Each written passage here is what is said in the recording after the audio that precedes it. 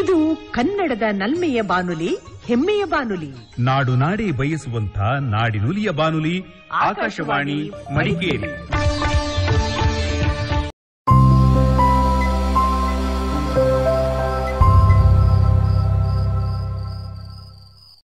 ಕಿಸಾನ್ ವಾಣಿ.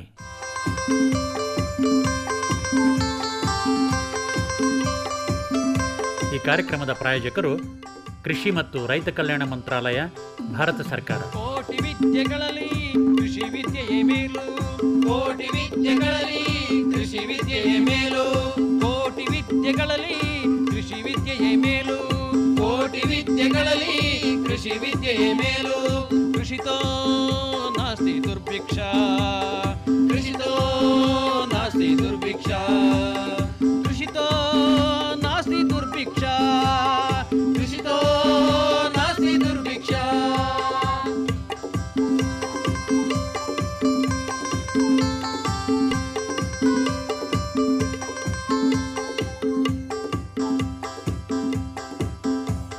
अरे अरे अरे क्या कर रहा है?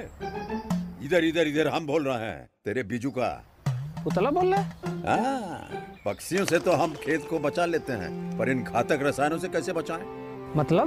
देख बेटा, तू जो ये अंधाधुंध रसायन मिलाता है ना, मिट्टी की सेहत बिगड़ने लगी है। और जब माटी ही कमजोर पड़ जाएगी तो उपज कैसे सेहतमंद होगी? अरे पहले ऐसा नहीं था। पूछना अपने बड़े बुजुर्गों से, कैसे फसल लहलहाती थी, शुद्धता झलकती थी। हाँ, माटी भी तंदुरुस्त और लोग भी। अरे अब पहली वाली बात कहाँ? पर अब तो सब यही डाले हैं। सब नहीं, आज भी लाखों जागरूक किसान परंपरागत विधि से फसल उगा रहे हैं। खर्चा कम और उपज की कीमत भी बेहतर पा रहे हैं। सच है? रे बेटे, एक्सपीरियंस से बता रहे हैं, धूप में बाल सफेद नहीं किए हैं। हाँ। ठीक है भाई, मैं भी आज से जैविक खेती शुरू करूंगा। माटी से प्रेम की परंपरा है, परंपरागत खेती।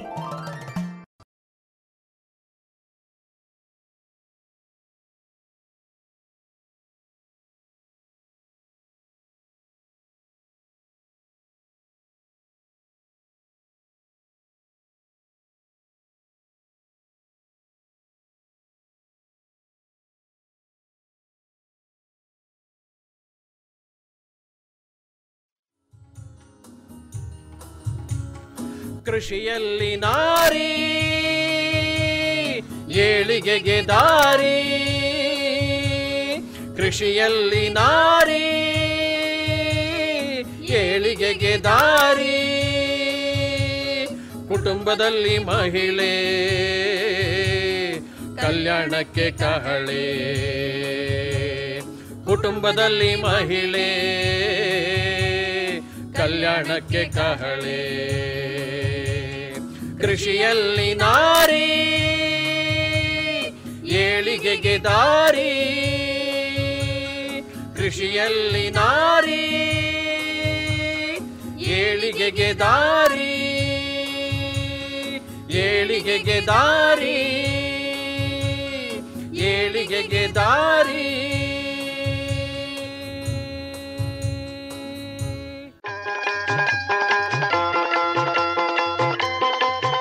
ಕೃಷಿಯಲ್ಲಿ ನಿರತರಾದ ನಾರಿಯರ ಕಾಯಕವನ್ನು ಪರಿಚಯಿಸುವ ಕಾರ್ಯಕ್ರಮ ನಾರಿ ದಾರಿ.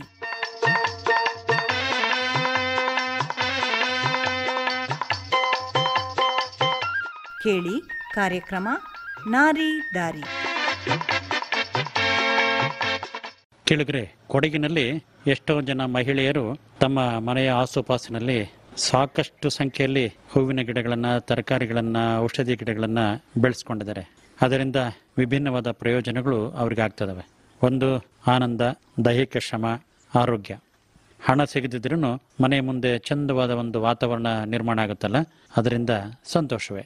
ಇವತ್ತು ನಾವು ಮಾತನಾಡಿಸಿದ್ವಿ ಪೊನ್ನಂಪೇಟೆ ತಾಲೂಕು ಕುಂದ ಗ್ರಾಮದ ಕೊಡಂದೆರ ಪಿ ಗಣಪತಿ ಅವರ ಪತ್ನಿ ಕೊಡಂದೆರ ಗ್ರೇಷ್ಮಾ ಗಣಪತಿ ಅವರನ್ನ. ಮೇಡಮ್ ಗ್ರೇಷ್ಮಾ ಅವರು ಮನೆಯ ಆಸುಪಾಸಿನಲ್ಲಿ ನೂರಾರಲ್ಲ ಸಾವಿರಾರು ಸಂಖ್ಯೆಯಲ್ಲಿ ಕುಂಡಗಳನ್ನು ಇಟ್ಕೊಂಡಿದ್ದಾರೆ. ವಿಭಿನ್ನವಾದ ಅಲಂಕಾರಿಕ ಗಿಡಗಳಿದ್ದಾವೆ, ಔಷಧೀಯ ಗಿಡಗಳು ಇದ್ದಾವೆ, ತರಕಾರಿಗಳನ್ನು ಬೆಳ್ಕೊಂಡಿದ್ದಾರೆ. ಯಾವಾಗಲಿಂದ ಶುರು ಮಾಡಿದ್ರು, ಹೇಗೆ ಶುರು ಮಾಡಿದ್ರು, ಹೇಗೆ ಕಷ್ಟಪಟ್ಟಿದ್ದಾರೆ, ಏನು ಕಾಳಜಿ ತೆಗೆದುಕೊಳ್ತಾರೆ ಅನ್ನೋದನ್ನ ಇವತ್ತು ಅವರ ಮಾತುಗಳಿಂದ ಆಲಿಸ್ಕೊಳ್ಬೋದು. ಹೇಳಿ ಮೇಡಮ್, ಮನೆ ಯಾವಾಗ ಇಲ್ಲಿ ಕಟ್ಟಿದ್ದು? ಇದು 7ನೇ ವರ್ಷ ನಾವು ಇಲ್ಲಿಗೆ ಬಂದು. ಮೊದಲು ನಾವು ಕೈಕೇರಿಯಲ್ಲಿ ಇದ್ವಿ. ಇಲ್ಲಿ ನಮ್ಮ ತೋಟ ಗದ್ದೆ ಎಲ್ಲ ಕುಂದ ಕಡೆ ಇರೋದ್ರಿಂದ ನಾವು ಈ ಕಡೆ ಬಂದು 7 ವರ್ಷವಾಯ್ತು. ಮನೆ ಕಟ್ಟಿದ ಮೇಲೆನೆ ನೀವು ಈ ಗಿಡಗಳನ್ನ ಬೆಳಿಲಿಕ್ಕೆ ಶುರು ಮಾಡಿದ್ದಲ್ವಾ? ಮೊದಲು ಕೈಕೇರಿಯಲ್ಲಿ ನಾನು ವರ್ಕ್ ಮಾಡ್ತಾ ಇದ್ದೆ ಕ್ಯಾಲ್ಸಲ್ಲಿ. ಅಲ್ಲಿಂದ ಕೆಲಸ ಬಿಟ್ಟು ಆದ್ಮೇಲೆ ಸುಮ್ನೆ ಐಡ್ಲ್ ಆಗಿ ಕೂರಬಾರ್ದು ಅಂತ ಹೇಳ್ಕೊಂಡು, ಮನ್ಸಿಗೆ ಖುಷಿ ಕೊಡೋಂಥದ್ದು ಏನಾದ್ರು ಮಾಡ್ಬೇಕು ಅಂತ ಹೇಳ್ಕೊಂಡು ಹಾಗೆ ಮೇಲೆ ಗಾರ್ಡನಿಂಗ್ ಸ್ಟಾರ್ಟ್ ಮಾಡಿದೆ. ಆಕ್ಚುಲಿ ಅಲ್ಲಿಯೂ ಸ್ವಲ್ಪ ಒಳ್ಳೆ ಗಾರ್ಡನರ್ಸ್ ಎಲ್ಲ ಇದ್ರು. ನಾವು ಗಿಡಗಳನ್ನೆಲ್ಲ ಆ ಕಡೆ ಈ ಕಡೆ ಎಕ್ಸ್ಚೇಂಜ್ ಮಾಡ್ಕೊಂಡು ಹಾಗೆ slowly step by step gardening start ಮಾಡಿದೆ. ಈ ಕಡೆ ಬರ್ಬೇಕಾದ್ರೆ ಅಲ್ಲಿ ಮಾಡಿದ್ದ ಪಾಟ್ಸ್ನೆಲ್ಲ ನಾನು ಈ ಕಡೆ ತಂದು ಇಲ್ಲೂ ಸ್ವಲ್ಪ ಇಟ್ಕೊಂಡಿದ್ದೆ. ಬಟ್ ಇಯರ್ಸ್ ಹಾಗೆ ಹೋದಂಗೆ ನನಗೆ ಅನಿಸ್ತು ಆ ವಾತಾವರಣಕ್ಕೆ ಕರೆಕ್ಟ್ ಆಗಿ, ಸ್ಪೇಸಿಗೆ ಕರೆಕ್ಟ್ ಆಗಿ ಏನೆಲ್ಲ ಮಾಡ್ಬೇಕು, ಎಂತ ಗಿಡಗಳು ನಡ್ಬೇಕು ಅಂತ ಹೇಳ್ಕೊಂಡು ಫಸ್ಟ್ ಮನೆ ಕಡೆ ಬಂದು ಸೇರಿ ಆದ್ಮೇಲೆನೆ ನಾನು ಅದನ್ನ ಮಾಡಕ್ಕೆ ಸ್ಟಾರ್ಟ್ ಮಾಡಿದೆ. ಇನಿಷಿಯಲಿ ಇವಾಗ ಅಲ್ಲಿಂದ ತಂದಿದ್ದು ನಾನು ಇಲ್ಲಿಗೆ ಇಟ್ಟಿದ್ದು ಅದು ಕರೆಕ್ಟ್ ಆಗಿ ಹೊಂದ್ಕೊಂಡು ಹೋಗ್ತಿರ್ಲಿಲ್ಲ ಸ್ಪೇಸಿಗೆ ಕರೆಕ್ಟ್ ಆಗಿ. ಅದಕ್ಕೆ ನಾನು ಬೆಳಿಗ್ಗೆ ಒಂದು 10 ವರೆಗೆ ಮತ್ತೆ ಈವ್ನಿಂಗ್ ಒಂದು 6:30 to 8:30 ವರೆಗೆ ಹೋಗಿಡೋದು ಕೆಲಸಗಳನ್ನ ಮಾಡ್ತಾ ಇದ್ದೆ. ನಾನು ಲೇಬರ್ಸ್ನೇ ಡಿಪೆಂಡ್ ಆಗಿ ಇರ್ತಾ ಇರ್ಲಿಲ್ಲ. ಅವರ ಟೈಮಿಗೆ ಅವ್ರು ಬಂದು ಮಾಡಿ ಹೋಗ್ತಾ ಇದ್ರು. ಅವರ ಟೈಮ್ ಆಗಿ ಹೋಗಿ ಆದ್ಮೇಲೆ ಒಂದು 6:30 to 8:30 ವರೆಗೆ ನಾನೇ ಗುದ್ಲಿ ಎಲ್ಲ ತಗೊಂಡು ಗಿಡಗಳು ನಡೋದು, ಮಣ್ಣು ತರೋದು, ಚಟ್ಟಿ ತುಂಬಿಸೋದು ಎಲ್ಲ ನಾನೇ ಮಾಡ್ತಾ ಇದ್ದೆ. ಅದು ಒಂಥರ ಎಷ್ಟೇ ಸ್ಟ್ರೈನ್ ಆದ್ರೂ ಕೆಲಸ ಎಲ್ಲ ಮುಗಿಸಿ ಆದ್ಮೇಲೆ ನನಗೆ ಒಂದು ಖುಷಿ ಕೊಡ್ತಾ ಇತ್ತು. ಆ ಸ್ಟ್ರೈನ್ ಎಲ್ಲ ಮರ್ತೆ ಹೋಗ್ತಿತ್ತು ಅದು ನೋಡ್ಬೇಕಾದ್ರೆ. ಹಾಗೆ ಸ್ಟಾರ್ಟ್ ಮಾಡಿ ಇಷ್ಟಕ್ಕೆ ಮಾಡಿದೀನಿ ಸರ್. ನೋಡಿ, ಆಸಕ್ತಿಯನ್ನ ಇಟ್ಕೊಂಡ್ರೆ ಅದು ಎಳ್ಕೊಂಡು ಹೋಗ್ತಾ ಇರುತ್ತೆ.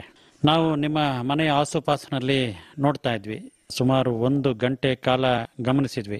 ಇನ್ನೂ ನೋಡ್ತಕ್ಕಂಥದ್ದಿದೆ, ಮಾತಾಡ್ತಕ್ಕಂಥದ್ದಿದೆ. ಒಂದೊಂದು ಗುಂಪಿನ ಸಸ್ಯಗಳ ಬಗ್ಗೆ ನಾವು ವಿಚಾರಗಳನ್ನ ಚರ್ಚೆ ಮಾಡ್ತಾ ಹೋದ್ರೆ ಒಳ್ಳೊಳ್ಳೆ ವಿಷಯಗಳು ಲಭಿಸ್ತವೆ. ಸ್ವತಃ ಪರಿಶ್ರಮ ಪಟ್ಕೊಂತ ಅದರಲ್ಲಿ ಆನಂದವನ್ನ ಕಂಡು ಅಭಿವೃದ್ಧಿನೂ ಪಡಿಸ್ತಾ ಹೋಗ್ತಿದ್ರಿ. ಈ ಕಡೆ ತಾವು ಹೇಳ್ತಾ ಇದ್ರಿ, ಕಾಫಿ ತೋಟ ಇದೆ, ಭತ್ತ ಬೆಳ್ಕೊಳ್ತೀರಿ, ದನಕರಗಳನ್ನು ಇಟ್ಕೊಂಡಿದಿರಿ, ನಾಯಿಗಳಿದಾವೆ, ಹಾಗೆ ಬೆಕ್ಕುಗಳನ್ನು ಇಟ್ಕೊಂಡಿದಿರಿ, ಪಕ್ಷಿಗಳಿದಾವೆ. ಇವುಗಳ ಜೊತೆಗೆ ಅಲಂಕಾರಿಕ ಗಿಡಗಳನ್ನು ಸಾಕಷ್ಟು ಸಂಖ್ಯೆಯಲ್ಲಿ ಪೋಷಣೆ ಮಾಡ್ತಾ ಇದ್ರಿ. ಹೇಳಿ ಒಂದೊಂದಾಗಿ ಎಂತೆಂತ ಅಲಂಕಾರಿಕ ಗಿಡಗಳಿದಾವೆ? ಆಕ್ಚುಲಿ ಎಲ್ಲ ಕಾಮನ್ ಪ್ಲಾಂಟ್ಸ್, ಎಲ್ಲರ ಹತ್ರ ಇರುವಂತ ಪ್ಲಾಂಟ್ಸೇ ಇರೋದು. ಬಟ್ ಈ ವಾತಾವರಣಕ್ಕೆ ಯಾವ್ದು ಸೂಟೇಬಲ್ ಅದನ್ನ ನಾನು ಆಪ್ಟ್ ಮಾಡ್ಕೊಂಡಿದ್ದೇನೆ. ಬೇರೆಯವ್ರ ಮನೆಯಲ್ಲಿ ಅದ್ ಮಾಡಿದ್ದಾರೆ ಇದ್ ಮಾಡಿದ್ದಾರೆ ಅಂತ ಹೇಳ್ಕೊಂಡು ನಾನು ಬೆಳೆಸಕ್ ಹೋಗಿಲ್ಲ. ಈ ಸೈಡಿಗೆ ಯಾವ ತರ ಪ್ಲಾಂಟ್ಸ್ ಸೂಟ್ ಆಗುತ್ತೆ, ಮತ್ತೆ ಆ ಮನೆಗೆ ಯಾವ ತರ ಪ್ಲಾಂಟ್ಸ್ ಹೇಗೆ ಇಟ್ರೆ ಯಾವ್ದು ಚಂದ ಆಗುತ್ತೆ, ಆ ತರ ಒಂದೊಂದಾಗಿ ನಾನು ಚೂಸ್ ಮಾಡಿ ಮಾಡ್ತಾ ಇದ್ದೇನೆ. ತುಂಬಾ ಬಿಸಿಲಿರೋ ಕಡೆ ಯೂಫೋಬಿಯಾ, ಪಾಯಿನ್ಸಿಟಿಯಾ ಮತ್ತೆ ಬೋಗನ್ವಿಲಾ, ಕ್ರೋಟನ್ಸ್ ಇಂಥವನ್ನ ಹಾಕಿದ್ದೇನೆ. ಮತ್ತೆ ಈಸ್ಟ್ ಸೈಡ್ ಅಲ್ಲಿ ಸ್ವಲ್ಪ ಜೆರೇನಿಯಮ್ಸ್ ಮತ್ತೆ ಗ್ರೀನ್ ಪ್ಲಾಂಟ್ಸ್ ಯಾವ್ದು ಬಿಸಿಲಿಗೆ ಆಗುತ್ತೆ ಅಂತವನ್ನ, ಮತ್ತೆ ಜೆರೇನಿಯಂ ಕ್ರೀಪರ್ಸ್ ಆ ತರ ಮಾಡಿದ್ದೇನೆ. ಮತ್ತೆ ಆರ್ನಮೆಂಟಲ್ ಪ್ಲಾಂಟ್ಸ್ ಸ್ವಲ್ಪ ತುಂಬಾ ಬಿಸಿಲು ಸಹಿಸ್ಕೊಳ್ಳುವಂತ ಪ್ಲಾಂಟ್ಸ್, ಹೈಡ್ರಾಂಜಿಯಾ ಮತ್ತೆ ದಾಸವಾಳ ಗಿಡ, ಮತ್ತೆ ಜೇಡ್ ಕ್ರೀಪರ್ ಆಗಿ ತುಂಬಾ ಬಿಸಿಲಿರೋ ಕಾರಣ ಮೆಶ್ ಹಾಕಿ ಆಚ್ ಮಾಡ್ಬಿಟ್ಟು ಅದಕ್ಕೆ ಜೇಡ್ ಅನ್ನ ಬಿಟ್ಟಿದ್ದೇನೆ, ಸ್ವಲ್ಪ ಶೇಡ್ ಬರ್ಲಿ ಪ್ಲಾಂಟ್ಸ್ ಗೆ ಅಂತ. ಅದರಲ್ಲಿ 2 ವೆರೈಟಿಗಳಿವೆ. ಮತ್ತೆ ಆರ್ಡಿನರಿ ಲಿಲ್ಲೀಸ್, ನನಗೆ ಅಂದ್ರೆ ಯಾವ ಗಿಡಗಳು ಕಂಡ್ರು ಅದನ್ನ ಎಸಿಯೋದಕ್ಕೆ ಮನ್ಸು ಬರಲ್ಲ. ಗಿಡಗಳು ಸಿಕ್ಕಿದ್ರೆ ಅದೆಲ್ಲಾದ್ರೂ ಯಾರಾದ್ರೂ ಕೊಟ್ರನಾದ್ರೂ ಸರಿ, ಆ ಕಡೆ ಈ ಕಡೆ ಬಿದ್ದು ಹುಟ್ಟಿದ್ರನಾದ್ರೂ ಅದನ್ನ ತಂದ್ಬಿಟ್ಟು ಅದಕ್ಕೆ ಎಲ್ಲಿ ಕರೆಕ್ಟ್ ಆಗಿ ಜಾಗ ಸಿಗುತ್ತೆ ಅಲ್ಲಿ ಹಾಕಿರ್ತೇನೆ. ಮತ್ತೆ ಲಾನ್ ನಲ್ಲಿ ಮಧ್ಯದಲ್ಲಿ ಪಾಂಡ್ ಎಲ್ಲ ಮಾಡಿ ಲಿಲ್ಲೀಸ್ ಹಾಕಿದ್ದೇನೆ. ಅದೊಂದು 6-7 ವೆರೈಟೀಸ್ ಇದೆ ಕಲರ್ಸ್. ಮತ್ತೆ ಎಲ್ಲಿ ಕೂಲ್ ಆಗಿದೆ ನಾರ್ತ್ ಸೈಡಿಗೆ ಆಂಥೋರಿಯಮ್ಸ್ ಮತ್ತೆ ಇಂಪೇಷನ್ಸ್ ಹಾಕಿದ್ದೇನೆ. ಮತ್ತೆ ಬಿಗೋನಿಯಾಸ್, ಆಂಥೋರಿಯಮ್ಸ್ ಎಲ್ಲಿ ಇಟ್ಟಿದ್ದೇನೆ ಅಲ್ಲೇ ಬಿಗೋನಿಯಾಸ್ ಮತ್ತೆ ಇಂಪೇಷನ್ಸ್ ಹಾಕಿದ್ದೇನೆ. ಇನ್ನು ಸ್ವಲ್ಪ ವೆರಂಡದಲ್ಲಿ ಆಗ್ಲೋನಿಮಾ, ವಯೋಲೆಟ್ಸ್, ಗ್ಲಾಕ್ಸಿನಿಯಾ ಇಂಥವುಗಳನ್ನೆಲ್ಲ ಹಾಕಿದ್ದೇನೆ. ನನಗೆ ಗ್ರೀನರಿ ಇದ್ರೆ ತುಂಬಾ ಇಷ್ಟ. ಅದೇನೋ ಮೈಂಡಿಗೆ ಒಂಥರ ರಿಫ್ರೆಶ್ ಆಗುತ್ತೆ ಅಂತ ಹೇಳ್ಕೊಂಡು ಸ್ವಲ್ಪ ಗ್ರೀನ್ಸ್ ನ ಹಾಕಿದ್ದೇನೆ. ಇವಾಗ ಆಫ್ ಲೇಟ್ ಸ್ವಲ್ಪ ಸಕ್ಯುಲೆನ್ಸ್ ಕಲೆಕ್ಟ್ ಮಾಡ್ತಾ ಇದ್ದೇನೆ. ಅದು ಇಲ್ಲಿ ಸ್ವಲ್ಪ ಸಿಗೋದು ಕಷ್ಟ. ಸ್ವಲ್ಪ ವೆರೈಟೀಸ್ ನ ಆನ್ಲೈನ್ ಅಲ್ಲಿ ಬುಕ್ ಮಾಡಿ from places like Darjeeling, Uttarakhand, Kerala, Cochin ಇಂಥ ಕಡೆಯಿಂದ ಸ್ವಲ್ಪ ತಂದು ಹಾಕಿದ್ದೇನೆ. ಇವಾಗ ಮೆಲ್ಲ ಅದು ಸ್ಟಾರ್ಟ್ ಮಾಡ್ತಾ ಇರೋದು, ಅದು ಗೊತ್ತಿಲ್ಲ ಹೇಗೆ ಬರುತ್ತೆ ಅಂತ ಹೇಳ್ಕೊಂಡು. ಮತ್ತೆ ಸ್ವಲ್ಪ ಬ್ರಾಮೆಲೈಟ್ಸ್ ಇದೆ, ಕೋಲೀವ್ಸ್ ಇದೆ. ತುಂಬಾ ವರ್ಷದಿಂದ ಮಾಡ್ತಾ ಇದ್ದೇನೆ.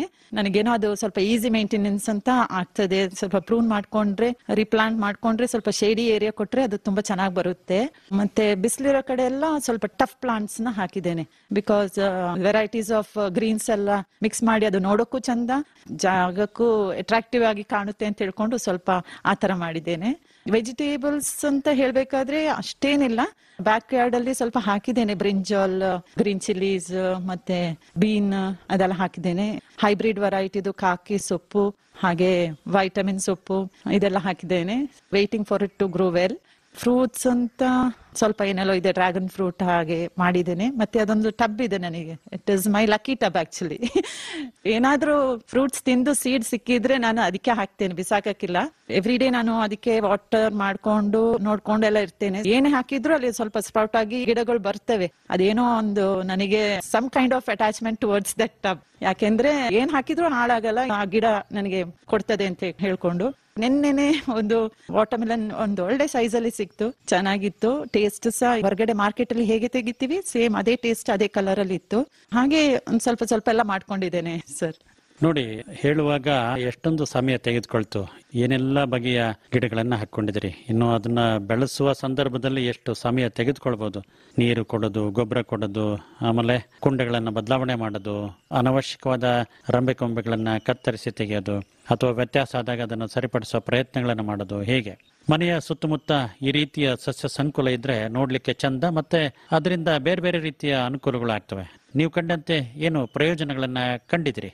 ನಾರ್ಮಲ್ ಆಗಿ ಹೌಸ್ ವೈಫ್ಸ್ ಕೆಲಸ ಇದ್ದೇ ಇರುತ್ತೆ.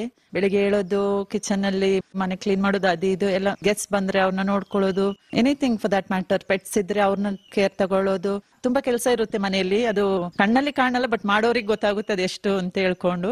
ಕರೆಕ್ಟ್ ಆಗಿರ್ಬೇಕು, ಎಲ್ಲ ಆರ್ಡರ್ ಅಲ್ಲಿ ಇರ್ಬೇಕು ಅಂದ್ರೆ ತುಂಬಾ ಕೆಲಸ ಇರುತ್ತೆ ಮನೆಯಲ್ಲಿ. ಅದೆಲ್ಲ ಆಗಿ ತುಂಬಾ ಸ್ಟ್ರೈನ್ ಆಗಿದ್ದ ದಿವಸ ಎಲ್ಲ ಈವ್ನಿಂಗ್ ನಮಗೆ ಟೈಮೇ ಇಲ್ಲ, ಮತ್ತೆ ಸುಸ್ತು ಇವತ್ತು ಆಗಲ್ಲ ಅಂತ ಹೇಳ್ಕೊಂಡ್ರು ಹೂಗಿಡ ಕಾಣುವಾಗ ನಮಗೆ ಅದನ್ನ ನೋಡದೆ ಇರೋದಕ್ಕೆ ಮನ್ಸ್ ಬರಕಿಲ್ಲ. ನೀರ್ ಕೊಡ್ಬೇಕು ಅದಕ್ಕೆ, ಅದು ಕೆಲಸ ಅಂತ ಅನ್ಸುತ್ತೆ. ಆದ್ರೆ ನಾವು ಅದ್ರ ಹತ್ರ ಹೋದ್ರೆ ನಮಗೆಲ್ಲ ಫುಲ್ ಮರ್ತೋಗುತ್ತೆ. ಎಂತ ಪೇನ್ ಇದ್ರು ನಮಗೆ ಮರ್ತೋಗುತ್ತೆ. ಮೈಂಡ್ ಒಂಥರ ರೆಜ್ಯುನೇಟ್ ಆಗುತ್ತೆ. ವಾಟರ್ ಎಲ್ಲ ಮಾಡಿ ಹತ್ರದಲ್ಲಿ ಮಾತಾಡ್ಸ್ಕೊಂಡು ಹೂಗಿಡ ಎಲ್ಲ ಪ್ಯಾಂಪರ್ ಮಾಡ್ಕೊಂಡು ಬಂದ್ಮೇಲೆ ಫುಲ್ ಡೇ ನಾವ್ ಏನ್ ಮಾಡಿರ್ತೀವಿ ಆ ಸುಸ್ತೇ ಇರಕಿಲ್ಲ ನಮ್ಮ ಬಾಡಿಯಲ್ಲಿ. ಅಷ್ಟು ಮೈಂಡ್ ಎಲ್ಲ ಫ್ರೆಶ್ ಆಗುತ್ತೆ, ತುಂಬಾ ಸಂತೋಷ ಕೊಡುತ್ತೆ ಅವ್ರ ಜೊತೆ ಇದ್ರೆ. ನೋಡಿ, ಇದೊಂದು ರೀತಿಯ ಪರಿಶ್ರಮದ ಕೆಲಸ. ಬಂಡವಾಳವನ್ನು ಸಾಕಷ್ಟು ಹಾಕಿದ್ರಿ. ಒಂದೊಂದು ಕುಂಡಕ್ಕೆ ಏನಿಲ್ಲ ಅಂದ್ರೂ 20, 50, 100, 200 ರೂಪಾಯಿ ತನಕ ಬೆಲೆ ಕಟ್ಟಬಹುದು.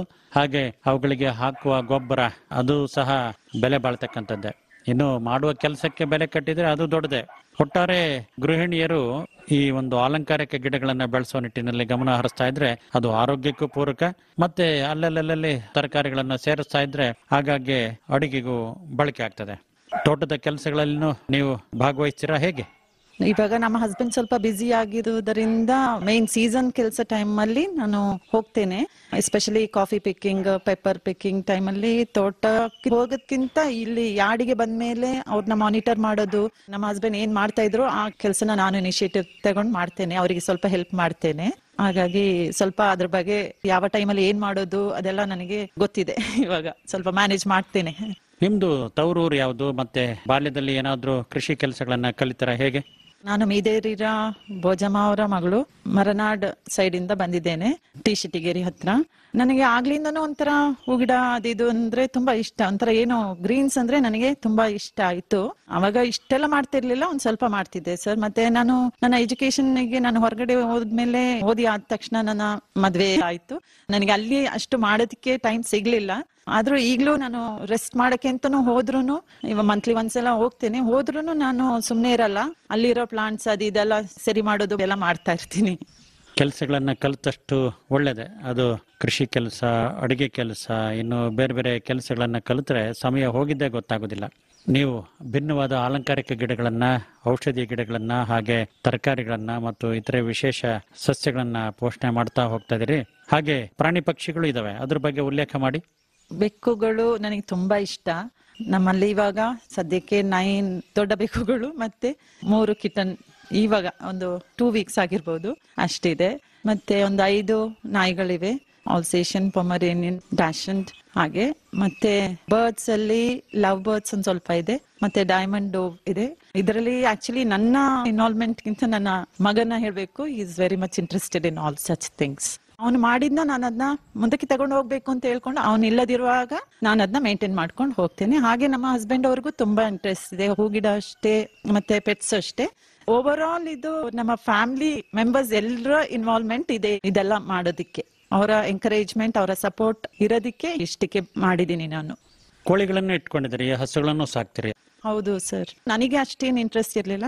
ನನ್ ಮಗ ಬೇಕೇ ಬೇಕು ಅಂತ ಹೇಳ್ಕೊಂಡು ಅವನೇ ಸ್ಕ್ರಾಪ್ ಥಿಂಗ್ಸ್ ಅಲ್ಲಿ ಒಂದು ಕೂಪ್ ಎಲ್ಲ ಮಾಡಿ ಎಲ್ಲಿಂದನೋ ಹೋಗಿ ಫಸ್ಟ್ ಒಂದೆರಡು ಬ್ರೀಡಿಂಗ್ ಆಗ್ಬೇಕು ಅಂತ ಹೇಳ್ಕೊಂಡು ನಾಟಿ ಕೋಳಿನ ಸರ್ಚ್ ಮಾಡ್ಕೊಂಡು ಹೋಗಿ ತಂದು ಇವಾಗ ಸದ್ಯಕ್ಕೆ ಒಂದು 11 to 12 ಕೋಳಿಗಳು ಇವೆ ಸರ್. 2 ಹಸುಗಳು 2 ಕರುಗಳು ಇವೆ ಸರ್. ಹಾಗಾಗಿ ನಮಗೆ ಎಲ್ರಿಗೂ ಸಂತೋಷ. ಪೆಟ್ಸ್ ಮನೆ ತುಂಬಾ ಇದ್ರೆ ಒಂಥರ ಅದೊಂದು ಮನೆಗೆ ಒಂದು ಲಕ್ಷಣ ಅಂತ ಅನ್ಸುತ್ತೆ. We love pets and we are happy with it. ಕೋಳಿಗಳನ್ನ ನೋಡ್ಕೊಳ್ಳೋರು ಯಾರು, ಹಸುಗಳನ್ನ ನೋಡ್ಕೊಳ್ಳೋರು ಯಾರು, ಹಾಲು ಹಿಂಡೋರು ಯಾರು? ಹಾಲು ಹಿಂಡೋರು ವೀಕ್ಲಿ ಒನ್ಸ್ ಒಬ್ರೊಬ್ರು ಮಾಡ್ತಾರೆ. ಕೋಳಿಗಳು ನಾವೆಲ್ಲರೂ ಮಾಡ್ತೀವಿ. ನಾನು ಮತ್ತೆ ನನ್ನ ಮಗ ಇದ್ರೆ ಅವನು ಮಾಡ್ತಾನೆ. ಬಿಡೋದು, ಅವರಿಗೆ ಮೇವು ಹಾಕೋದು, ಗೂಡ್ ಕ್ಲೀನ್ ಮಾಡೋದು, ಇದನ್ನೆಲ್ಲ ಯಾವ್ದಕ್ಕೂ ನಾವು ಹಿಂಜರಿಯಕ್ಕಿಲ್ಲ. ಲೇಬರ್ಸ್ ನ ಡಿಪೆಂಡ್ ಆಗೂ ಇಲ್ಲ ನಾವು. ಅವ್ರು ಇಲ್ಲ ಅಂದ್ರೆ ನಾವು ಮಾಡಕ್ಕೆ ರೆಡಿ ಆಗಿದ್ದೀವಿ. ಎಲ್ಲದಕ್ಕೂ ನಮ್ಮ ಹೆಲ್ಪ್ ಇದೆ. ಅವರಿಗೂ ಅವರು ಇದ್ರೂನು ಅವ್ರ ಜೊತೆ ಸೇರ್ಕೊಂಡು ನಾವು ಮಾಡ್ತೇವೆ ಸರ್. ಮನೆ ಮುಂದೆ ಅಲಂಕಾರಿಕ ಗಿಡಗಳನ್ನ ಮತ್ತು ಇತರೆ ಸಸ್ಯಗಳನ್ನ ಪೋಷಣೆ ಮಾಡ್ತಾ ಇದ್ರಿ. ಬೇರೆಯವ್ರಿಗೂ ಕೊಟ್ಟಿರೋದಿದೆ, ಬೇರೆಯವರಿಂದ ತಂದಿರೋದಿದೆ? ಹೌದು ಸರ್, ತುಂಬಾನೇ ಇದೆ. ಇವಾಗ ಒಂದು 1 year ಆಯ್ತು ನಾವು ಒಂದು ಗ್ರೂಪ್ ಕ್ರಿಯೇಟ್ ಆಗಿ, ಬಾಂಡಿಂಗ್ ಬ್ಲೂಮ್ಸ್ ಅಂತ ಒಂದು ಗ್ರೂಪ್ ಕ್ರಿಯೇಟ್ ಆಗಿದೆ. ಆಕ್ಚುಲಿ ನಾನು ಹೇಳ್ಬೇಕಂದ್ರೆ ಇವಾಗ ಒಂದು 30% ಎಕ್ಸ್ಟ್ರಾ ಕಲೆಕ್ಷನ್ ಆ ಗ್ರೂಪಿಗೆ ಸೇರಿದ ಮೇಲೆ ಅಂತಾನೆ ಹೇಳ್ಬೇಕು ನಾನು. ಅದ್ರಲ್ಲಿ ಸಾಕಷ್ಟು ಟಿಪ್ಸ್ ಸಿಗುತ್ತೆ. ಎಲ್ರು ನಾವು ಆ ಕಡೆ ಪ್ಲಾಂಟ್ಸ್ ಬಗ್ಗೆ ಮಾತಾಡ್ಕೊಳ್ತೇವೆ. ಯಾವ ವೆರೈಟಿ, ಇವಾಗ ಹೆಸರು ನಾವು ಹೇಳ್ಬೇಕಂದ್ರೆ ತುಂಬಾ ಹೆಸರು ಎಲ್ಲ ಕಲ್ತಿದೆಲ್ಲ ಆ ಗ್ರೂಪಿಗೆ ಸೇರಿ ಆದ್ಮೇಲೆನೆ. ಆ ಗ್ರೂಪ್ ಅಲ್ಲೂ ತುಂಬಾ ಒಳ್ಳೆ ಗಾರ್ಡನರ್ಸ್ ಇದ್ದಾರೆ. ನಾನ್ ಸರಿ ಹೇಳ್ತಾನೆ ಇದ್ದೀನಿ, ಇಲ್ಲ ನಾನು ಇಂಟ್ರೊಡ್ಯೂಸ್ ಮಾಡ್ತೇನೆ ಅಂತವ್ರನ್ನ. ನಮ್ಮದೇನು ಅಷ್ಟು ದೊಡ್ಡದೇನಿಲ್ಲ, ಇದಕ್ಕಿಂತ ಮಾಡೋರು ಇದ್ದಾರೆ ಸರ್ ಅಂತ ಹೇಳಿದೀನಿ. ಆದಷ್ಟು ಬೇಗ ನಿಮ್ನ ಕಾಂಟ್ಯಾಕ್ಟ್ ಮಾಡಕ್ಕೆ ಹೇಳ್ತೀನಿ ನಾನು. ಇಷ್ಟು ಡೈಲಿ ನಾನು ಗಿಡಗಳ ಜೊತೆ ಇರ್ಬೇಕು ಅಂದ್ರೆ ಅವ್ರದ್ದು ಮೋಟಿವೇಶನ್. ಆಕ್ಚುಲಿ ಆ ವೆರೈಟಿ ಕಲೆಕ್ಟ್ ಮಾಡ್ಬೇಕು, ಈ ವೆರೈಟಿ ಕಲೆಕ್ಟ್ ಮಾಡ್ಬೇಕು, ಇದೆಲ್ಲ ಟಿಪ್ಸ್ ಯಾವ ತರ ಮೇಂಟೈನ್ ಮಾಡ್ಬೇಕು ಗೊತ್ತಿಲ್ಲದನ್ನ ಸುಮಾರಾಗಿ ನಾನು ಕಲ್ತ್ಕೊಂಡಿದ್ದು ಆ ಗ್ರೂಪಿಗೆ ಸೇರಿ ಆದ್ಮೇಲೆ. Wonderful group actually. Thanks to BB group. ನೋಡಿ, ನಿಮಗೆ ಆಸಕ್ತಿ ಇರುವ ಒಂದು ಗುಂಪನ್ನ ಮಾಡಿಕೊಂಡು ಆಗಿಂದಾಗೆ ಚರ್ಚೆ ಮಾಡ್ತಿರ್ತೀರಿ. ಈಗೊಂದು ಸಮಾರಂಭ ಮಾಡಬೇಕು ಅಥವಾ ಸಭೆ ಮಾಡ್ಬೇಕಂತೇನಿಲ್ಲ. ವಾಟ್ಸಪ್ ಇರೋದ್ರಿಂದ ಕ್ಷಣಾರ್ಧದಲ್ಲೇ ವಿಚಾರಗಳು ಸಿಗ್ತವೆ. ಯಾವ ಸಸ್ಯ ಏನು ಎಂತ ಅಂತ ಚರ್ಚೆ ಆಗ್ಬಿಡ್ತವೆ. ಈ ಒಂದು ನಿಟ್ಟಿನಲ್ಲಿ ನೀವು ಏನಾದ್ರೂ ಕಾರ್ಯಕ್ರಮಗಳನ್ನು ಅಥವಾ ಸಭೆ ಸಮಾರಂಭಗಳನ್ನು ಮಾಡಿರೋದಿದೆಯಾ ಅಥವಾ ಮಾಡೋ ಆಲೋಚನೆ ಇಟ್ಕೊಂಡಿದ್ದೀರಾ? ಹೇಗೆ? ಕಾರ್ಯಕ್ರಮ ಇನ್ನು ಮಾಡಿಲ್ಲ, ಬಟ್ ನಾವು ವಾಟ್ಸ್ಆಪ್ ಅಲ್ಲಿ ಇನ್ಸ್ಟೆಂಟ್ ಆವಾಗ ಮೆಸೇಜ್ ರೀಚ್ ಆಗುತ್ತೆ ಅಂತ ಹೇಳ್ಕೊಂಡು ಅದ್ರಲ್ಲಿ ಡಿಸ್ಕಸ್ ಮಾಡಿದ್ದೇವೆ. ಫಾರ್ವರ್ಡ್ ಮೆಸೇಜಸ್ ಅದೇನು ಇಲ್ಲ ಆ ಗ್ರೂಪ್ ಅಲ್ಲಿ. It is only about plants what we grow. ಅದು ಹೂಗಿಡನೇ ಆಗಿರ್ಬೇಕು ಅಂತೇನಿಲ್ಲ. ಮೆಡಿಸಿನಲ್ ಪ್ಲಾಂಟ್ಸ್ ಆಗಿರ್ಬೋದು, ತರಕಾರಿಗಳೇ ಆಗಿರ್ಬೋದು, ಕಾಡಿನ ಗಿಡನೇ ಆಗಿರ್ಬೋದು. ಈ ತರ ದಿವಸಕ್ಕೆ ಒಂದೊಂದು ಥೀಮ್ ನಾವು ಕೊಡ್ತಾ ಹೋಗ್ತೇವೆ. ಆಕ್ಚುಲಿ ಆಲ್ ಕ್ರೆಡಿಟ್ ಟು ಬಾಚಮಾಡ ಲಿಜಿಯೆಟ್. ಯಾಕೆಂದ್ರೆ ಅವರು ಕ್ರಿಯೇಟ್ ಮಾಡಿದ್ದಿ ಗ್ರೂಪ್. ಅವ್ರು ಮಾಡದಿದ್ರೆ ನಮ್ಗೆ ಇಷ್ಟು ಎಕ್ಸ್ಪೋಜರ್ ಸಿಕ್ತಿರ್ಲಿಲ್ವೇನೋ. ಬಟ್ ಇವಾಗ ನನಗೆ ಅನ್ಸ್ತಾ ಇದೆ ಈ ತರ ಏನಾದ್ರೂ ಒಂದು ಪ್ರೋಗ್ರಾಮ್ ಕಂಡಕ್ಟ್ ಮಾಡ್ಬೇಕು. ಮತ್ತೆ ಬೇರೆಯವರಿಗೆ ನಾವು ಏನ್ ಕಲ್ತಿದೀವಿ ಅದನ್ನ ಹೇಳ್ಕೊಡ್ಬೇಕು. ಪ್ಲಸ್ ಬೇರೆಯವರಿಂದನೂ ನಾವು ಕಲಿಯುವಂತ ಒಂದು ಇದು ಸಿಗುತ್ತೆ ಅಂತ. ನೋಡೋಣ ಸರ್, ನಿಮ್ಮ ಹೆಲ್ಪ್ ಬೇಕು ಇದಕ್ಕೆ. ಈ ತರ ಏನಾದ್ರೂ ಒಂದು ಪ್ರೋಗ್ರಾಮ್ ಕಂಡಕ್ಟ್ ಮಾಡೋದಿಕ್ಕೆ. So waiting for it. Greeshma ಅವರೇ ಹೇಳಿ, ಈಗ ನೀವು ಇಷ್ಟೊಂದು ಗಿಡಗಳನ್ನ ಹಾಕೊಂಡಿದ್ದೀರಿ. ನೀರಿನ ಸೌಲಭ್ಯ ಮತ್ತು ನೀರು ಕೊಡುವ ಸಮಯ ಮತ್ತು ಪ್ರಮಾಣ, ಹಾಗೆ ಗೊಬ್ಬರ ಇತ್ಯಾದಿ ಸಂಗತಿಗಳನ್ನ ಹೇಳ್ಬೋದಾ? ನೀರು ಬೆಳಿಗ್ಗೆನೂ ಹಾಕ್ಬೋದು, ಇಲ್ಲಾಂದ್ರೆ ಈವ್ನಿಂಗ್ ಒಂದು 4:35 ಮೇಲೆ ಹಾಕೋದು. ವೆರಂಡದಲ್ಲಿ ಇಟ್ಟಿದ್ದ ಪ್ಲಾಂಟ್ಸಿಗೆಲ್ಲ ಬೆಳಿಗ್ಗೆ ಟೈಮ್ ಇದ್ರೆ ಕೊಡ್ತೇನೆ. ಇಲ್ಲಾಂದ್ರೆ ನಾನು ಪ್ರಿಫರ್ ಮಾಡೋದು ಈವ್ನಿಂಗ್. ಯಾಕೆಂದ್ರೆ ಸನ್ಸೆಟ್ ಆಗಿ ನೆಕ್ಸ್ಟ್ ಡೇ ಬೆಳಿಗ್ಗೆ ತನಕ ಮಿಸ್ಟಿಗೆ ಸ್ವಲ್ಪ ಫ್ರೆಶ್ ಆಗಿ ಚೆನ್ನಾಗಿ ಇರುತ್ತೆ ಅಂತ ಹೇಳ್ಕೊಂಡು. ಹಾಗೆ ಈವ್ನಿಂಗ್ ಸಮ್ಮರ್ ಅಲ್ಲಿ ಯಾವಾಗ್ಲೂ ವಾಟರ್ ಮಾಡ್ಲೇಬೇಕು.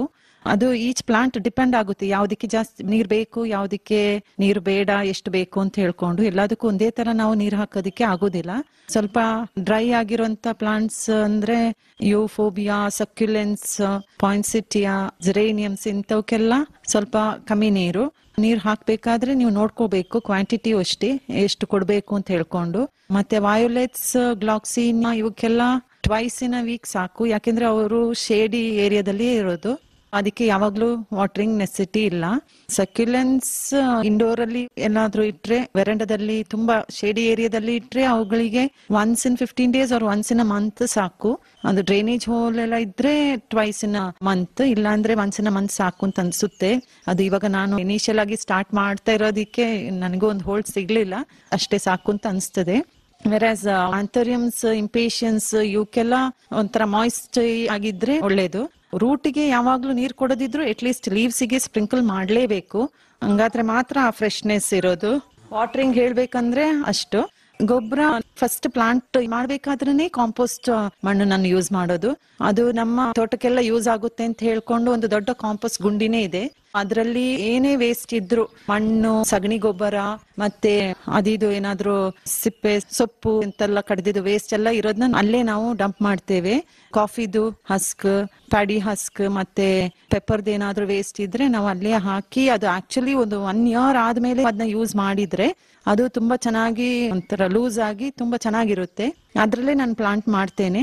ಅದಕ್ಕೆ ನಾನು yearly once or twice vermi compost ಒಂದ್ ಸ್ವಲ್ಪ ಹಾಕ್ತೇನೆ. ಸಾಯಿಲಿಗೆ ಮಿಕ್ಸ್ ಮಾಡಿ ಹಾಕೋದು ಇನ್ನೂ ಒಳ್ಳೇದು. ಆವಾಗ ನೀವು ಹಾಕಿಲ್ಲ ಅಂದ್ರೆ ಹಿಂದೆ ಆದ್ರೂ ವರ್ಮಿ ಕಾಂಪೋಸ್ಟ್ ನ ಸ್ವಲ್ಪ ಹಾಕೊಡ್ಬಹುದು ಅದಕ್ಕೆ.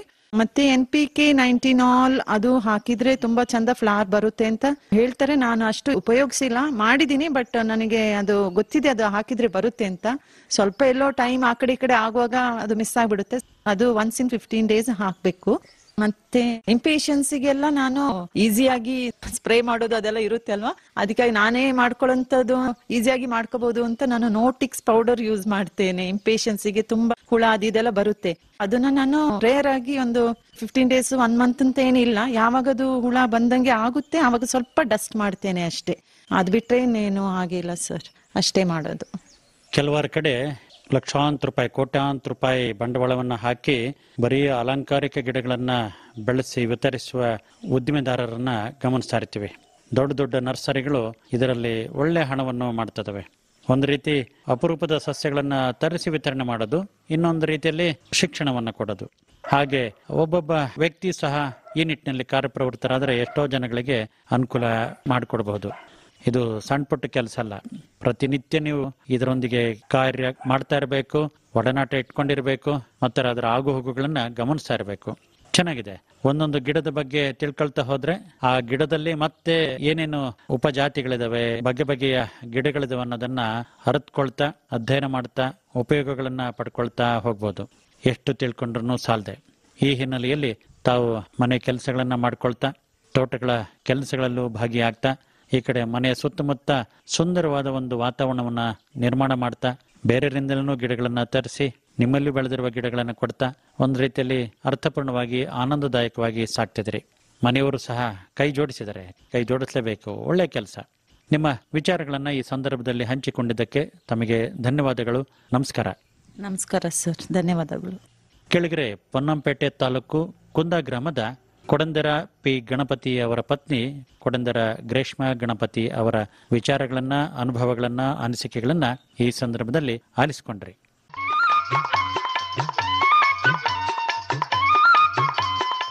ಇದುವರೆಗೆ ಕೃಷಿಯಲ್ಲಿ ನಿರತರಾದ ನಾರಿಯರ ಕಾಯಕವನ್ನು ಪರಿಚಯಿಸುವ ಕಾರ್ಯಕ್ರಮ ನಾರಿ ದಾರಿ ಮೂಡಿಬಂತು. ನಿರ್ಮಾಣ ವಿಜಯ್ ಅಂಗಡಿ.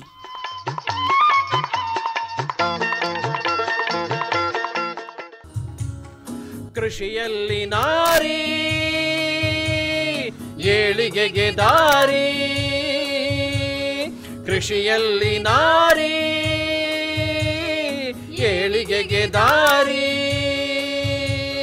ಕುಟುಂಬದಲ್ಲಿ ಮಹಿಳೆ ಕಲ್ಯಾಣಕ್ಕೆ ಕಹಳೆ, ಕುಟುಂಬದಲ್ಲಿ ಮಹಿಳೆ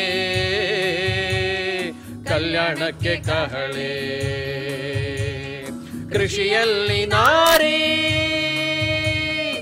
ಏಳಿಗೆಗೆ ದಾರಿ, ಕೃಷಿಯಲ್ಲಿ ನಾರಿ. ಪ್ರಧಾನಮಂತ್ರಿ ಕಿಸಾನ್ ಮಾನ್ಧನ್ ಯೋಜನೆ ಸಿಗುವುದು ಪೆನ್ಷನ್ನ ಆಸರೆಯು, ಆಗದು ನಿರಾಸರೆ ಇನ್ನು. ಸಿಗುವುದು ಸಂತಸದ ಕ್ಷಣವು, ಕಳೆಯುವುದು ಸುಖದಿಂದ ವೃದ್ಧಾಪ್ಯ ರಕ್ಷಿತ ಆಗುವ ಅನ್ನದಾತ, ಸುರಕ್ಷಿತ ಆಗುವ ಅನ್ನದಾತ. ಪ್ರಧಾನಮಂತ್ರಿ ಕಿಸಾನ್ ಮಾನ್ಧನ್ ಯೋಜನೆಯಿಂದ ಲಘು ಮತ್ತು ಸಣ್ಣ ಹಿಡುವಳಿದಾರ ರೈತರ ಭವಿಷ್ಯವಾಗುತ್ತೆ ಸುರಕ್ಷಿತ. 60 ವರ್ಷ ವಯಸ್ಸಾದ ನಂತರ 3,000 ರೂಪಾಯಿಗಳ ಮಾಸಿಕ ಪೆನ್ಷನ್ ಖಚಿತ. 55ರಿಂದ 200 ರೂಪಾಯಿಗಳ ಮಾಸಿಕ ಶುಲ್ಕ ನೀಡಿ 18ರಿಂದ 40 ವರ್ಷ ತನಕ ರೈತರು ಪ್ರವೇಶಿಸಬಹುದು. ಈ ಅಂಶದಾನ ಯೋಜನೆಯಲ್ಲಿ ಸರ್ಕಾರ ನೀಡುತ್ತದೆ ಸಮಪಾಲು ಕೊಡುಗೆ. ಎಲ್ಲ ರೈತ ಬಾಂಧವರು ಈ ಸೇವೆಯ ಪ್ರಯೋಜನಕ್ಕಾಗಿ ಜನಸೇವಾ ಕೇಂದ್ರಕ್ಕೆ ಹೋಗಿ ಉಚಿತವಾಗಿ ತಮ್ಮ ಹೆಸರನ್ನು ನೋಂದಾಯಿಸಿಕೊಳ್ಳಿ. ಪ್ರಧಾನಮಂತ್ರಿ ಕಿಸಾನ್ ಮಾನ್ಧನ್ ಯೋಜನೆ ಅನ್ನದಾತರ ಪರಿಶ್ರಮಕ್ಕಾಗಿ ಈಗ, ಪೆನ್ಷನ್ನಿಂದ ಅವರ ಮನೆ ಸುರಕ್ಷಿತ. ಕೃಷಿ ಮತ್ತು ರೈತ ಕಲ್ಯಾಣ ಖಾತೆ ಭಾರತ ಸರ್ಕಾರದ ವತಿಯಿಂದ ಜನಹಿತಕ್ಕಾಗಿ ಜಾರಿ. ಇದುವರೆಗೆ ಕಿಸಾನ್ ವಾಣಿ ಕೇಳಿದಿರಿ.